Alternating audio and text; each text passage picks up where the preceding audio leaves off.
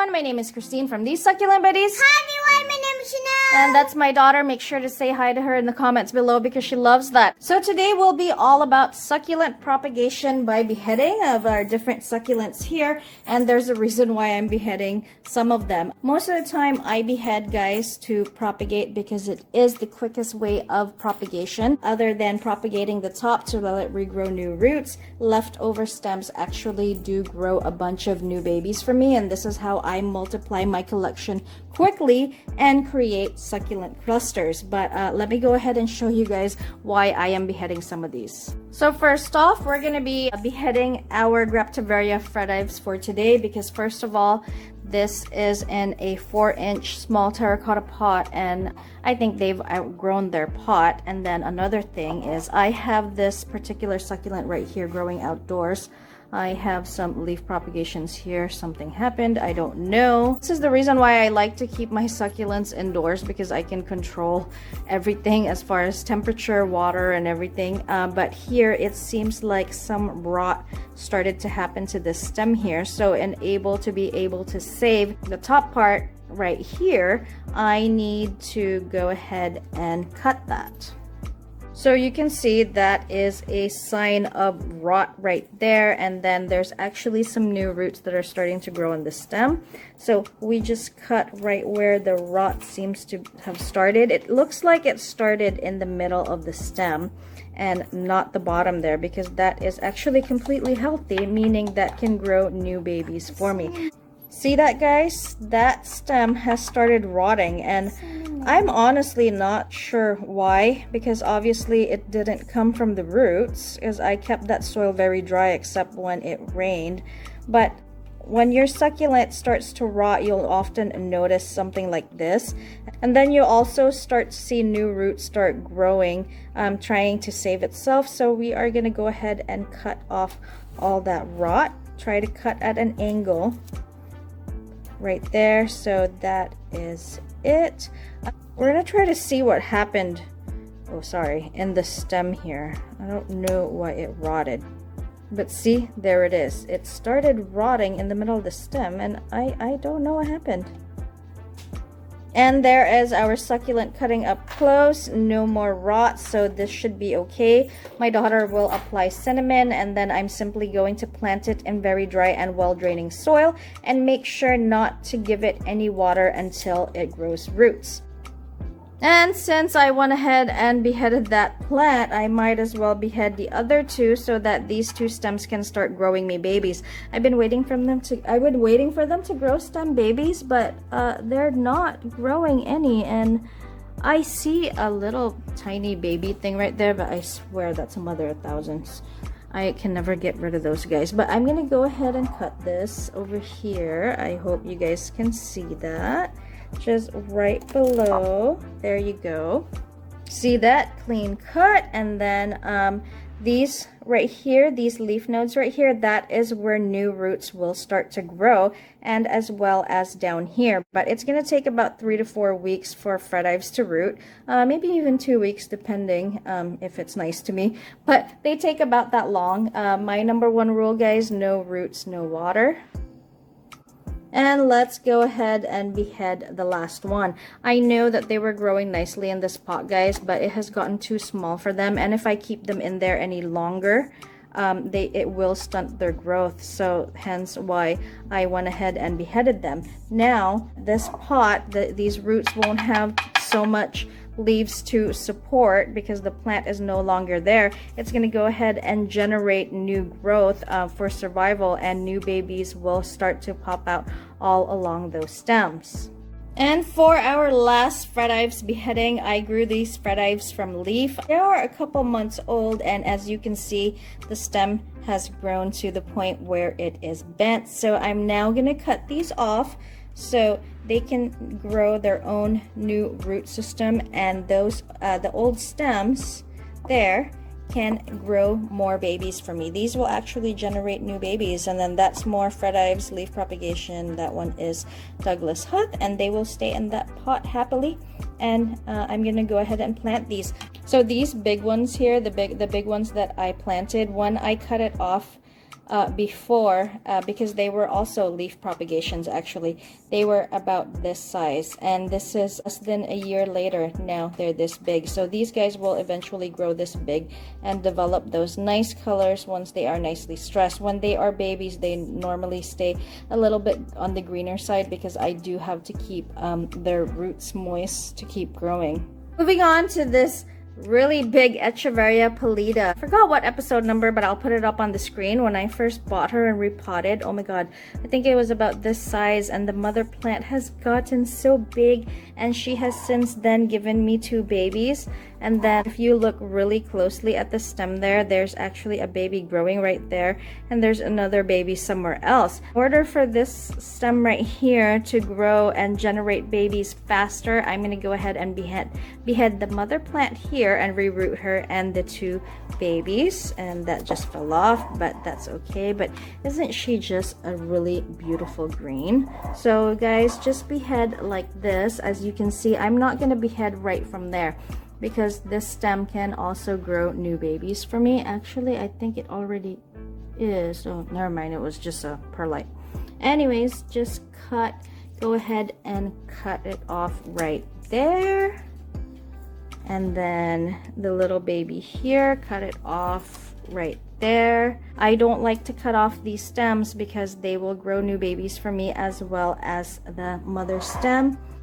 And here, I'm going to go ahead and behead my Graptopetalum Purple Delight, because as you can see, the stem has gotten really long and she's very top heavy and it's getting harder. It keeps falling over. I'm going to go ahead and cut it right here. If you guys are wondering why did I not leave the stem longer, because more babies can grow out of those leaf nodes, right? I've had this Purple Delight for a few years. I have a few plants of it. You have to cut the stem all the way down to about this size in order for this stem to grow new babies, because if you just leave it long without a head, for some reason it does not propagate.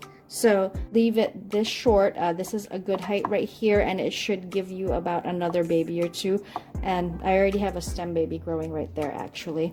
And then what you do with this long one over here, because you're obviously not going to plant it with such a huge stem like that, right? You can, but it's better not to. You also want to go ahead and cut it so that it has about that much stem left.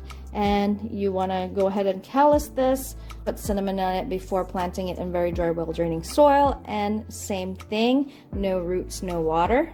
And for my last beheading right here, this one is not looking very pretty, and then it seems like there's another baby growing out of it somehow. I'm not liking the form at all, so I would rather just go ahead and cut this off so that this stem here can grow new babies for me. This is what happens, guys, when you behead the stem. Here's our example. I beheaded the mother plant here that short because the Graptopetalum, what is this again? Graptopetalum superbum also needs to be cut short all the way down to about that size in order for it to produce new babies on the old stem. It grew 2 babies for me, and they are now growing nicely, as well as that other one right there. It also grew 2 babies for me. These were the stems that I originally cut off from those stems. Now they're growing on their own, and I'm going to go ahead and behead them again so that I can create more babies, and eventually this whole pot right here will be full of Graptopetalum superbums. I love full pots of them. I've had this for almost going on 3 years now, and I just started with 1. So I'm gonna go ahead and behead these 2 as well. I grow my plants, my succulent cuttings, under grow lights. So if you guys grow them outdoors, you want to do this during their growing season. But if you do have grow lights indoors, you can go ahead and behead anytime because they will keep growing. I feel like that's too long, so I'm gonna go ahead and cut it down just a little bit more. Just gave my baby a stem there because she said she wants to try propagate it. Let's see. Sometimes she really does grow things, guys. I'm going to go ahead and behead this one right here as well. That stem is short enough for it to grow new babies, but there's already 2 babies there. So those should now grow faster because the root system of that no longer has to support this big one. And then this one, I'm just gonna cut it down just a little bit more, and I'll put that up, Mommy. I just cut this down a little bit more, and that should be good. I'm gonna put them in their own pots. And then I have one more Graptopetalum Purple Delight here that is big enough. I actually grew this one from leaf. Is now big enough to be cut off and start as its own new plant so that the old stem can give me new babies. Like I said, guys, if you are beheading Purple Delights and Super Bums, they need to be cut down short in order for these mother stems to grow new babies. And then you just want to go ahead and shorten this again in order for it to form a better root system, because it's gonna keep getting longer. You don't want to keep the stem too long. Doesn't that pot look so much better already, guys? I have so many cute little baby super bums in there, and I'm hoping these will grow even more babies, and then these two sides will be full, and imagine when they all grow out, I'll have a nice little full pot of super bums. And of course, the last ones, I am going to go ahead and behead our Purple Delights over here as well. Why am I beheading everything when they're already nice and long? Well, by next year, I will have more Purple Delights here, and then these guys will have their own pots to start filling out another pot like this. I just want to have a bunch of them in the future, and this is how I started it with the very first one, and that's how I ended up with so many of them. So same thing, just cut like I did the other ones. Look at this huge one right here. Isn't that so nice? Here's our other big one. Cut it, like I said, cut it all the way down. And there's another big one right there. I would rather get a stem of this succulent right here instead of stemmed roses. And then, guys, obviously I made a lot of open cuts, right? So for those open cuts, I use whatever glue we have here at home. And right here is just an ultra clear glue gel that my husband had.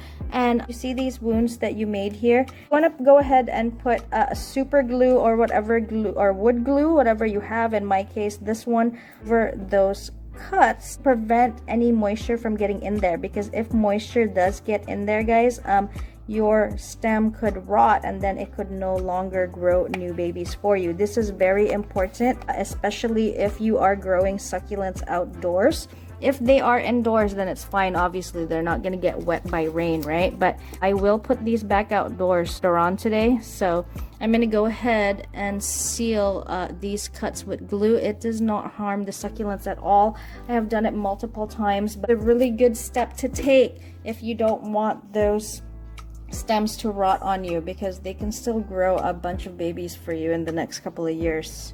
Alright, guys, so that was our big succulent beheading episode. Look at all these cuttings that I got. I'm just gonna go ahead and let these callus up and then plant them in very dry and well-draining soil and not water until they grow roots. If you are growing them outdoors, you want to make sure that you put them in a bright shaded area where they will not get wet until they start getting roots. And then you also don't want to put them in direct sun until they start taking in water from their new roots. You want to start with morning sun and then gradually acclimate them so they don't get sunburned. Now, if you grow them indoors under grow lights, you can put them directly under grow lights. Just make sure that you don't water them and you don't put them too close to the lights. The advantage of growing succulent cuttings under lights is that they will less likely get leggy or stretch on you like they would outside if you were to grow them outdoors in the shade.